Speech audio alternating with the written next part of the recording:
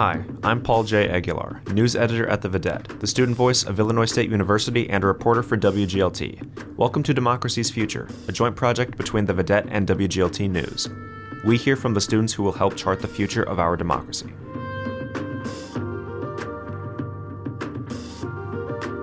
On this episode of Democracy's Future, ISU is hosting a speaker series called Democracy in Focus and a film series on politics and the media to help frame the 2024 elections. Megan Leonard is Associate Chair in the Department of Politics and Government.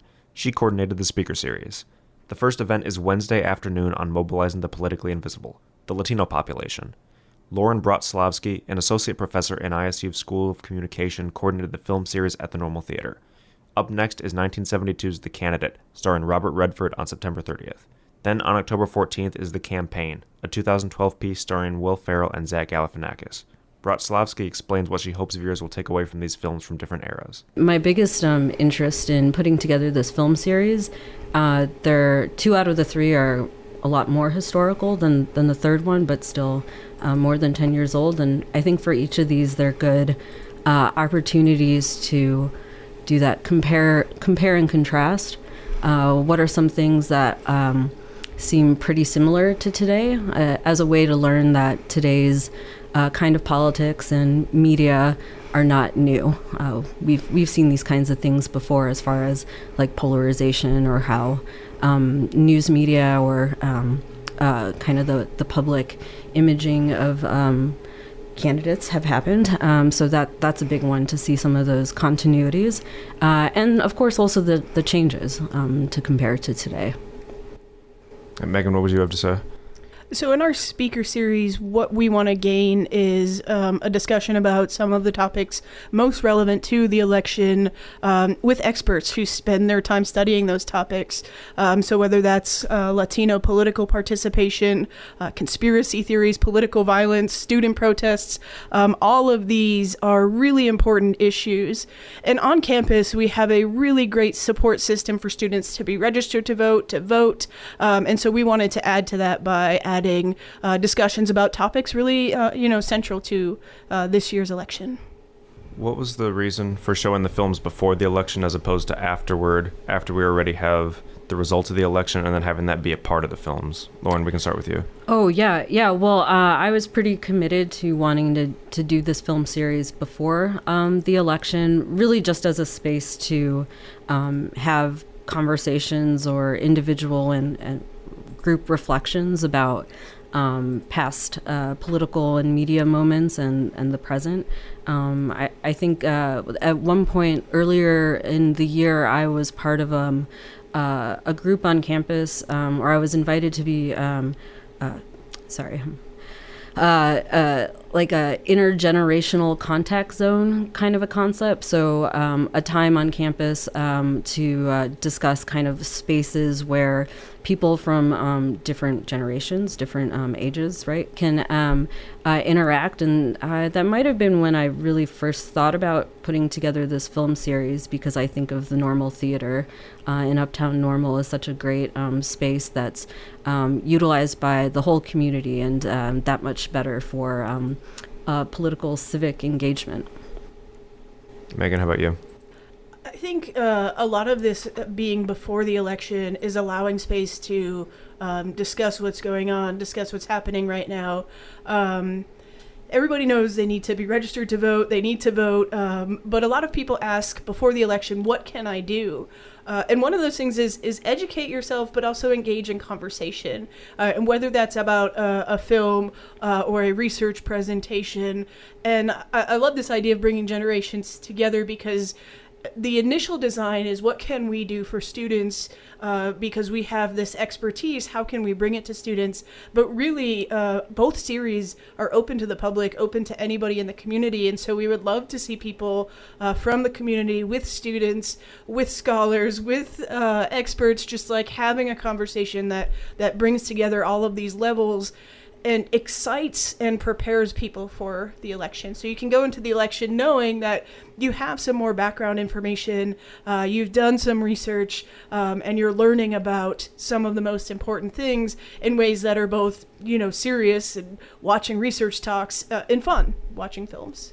And definitely the in real life component too, and not remain in our online silos. Do you think there is a problem with there being these online silos, as you say, Lauren?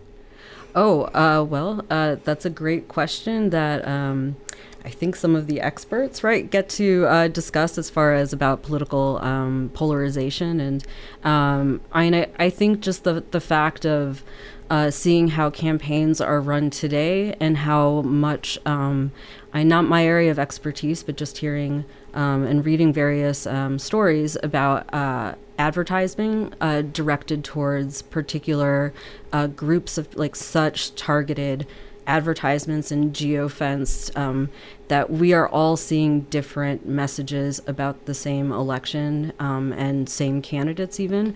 So in a way, having the films as ways that campaigns used to be done and still are today as a good point of comparison, in addition to, of course, the speakers having those opportunities to delve into. Like, for example, I anticipate the one on the political psychology of conspiracy beliefs would cover that issue of polarization and online silos. So, Megan, what kinds of questions are you getting from students about the election and about democracy?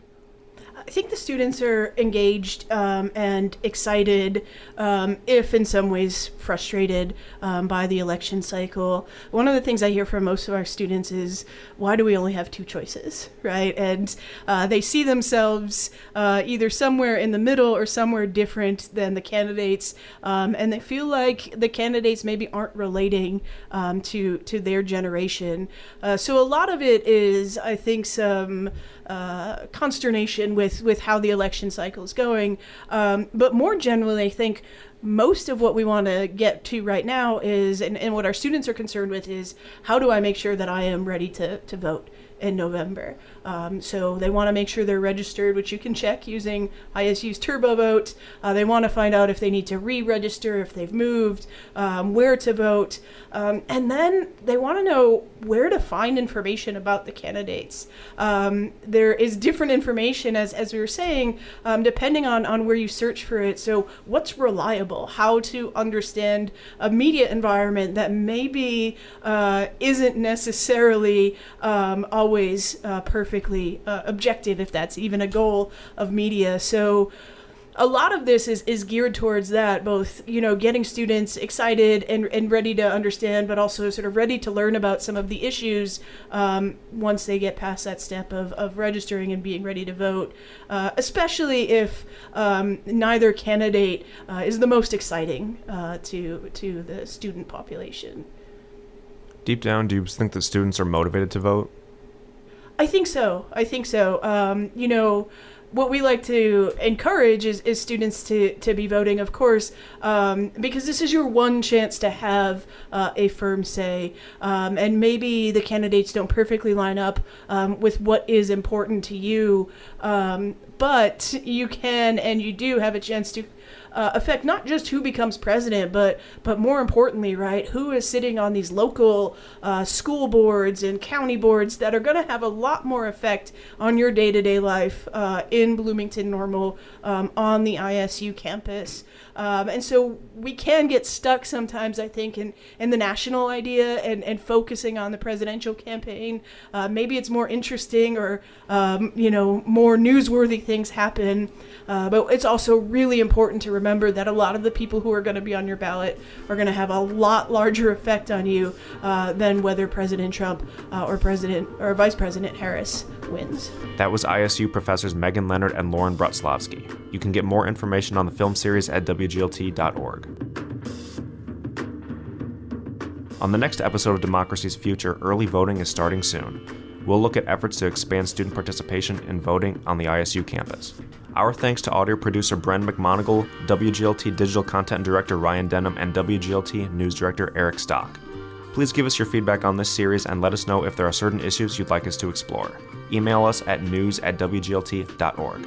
Subscribe to Democracy's Future on the NPR app or wherever you listen. Until next time, I'm Paul J. Aguilar. Thank you for listening.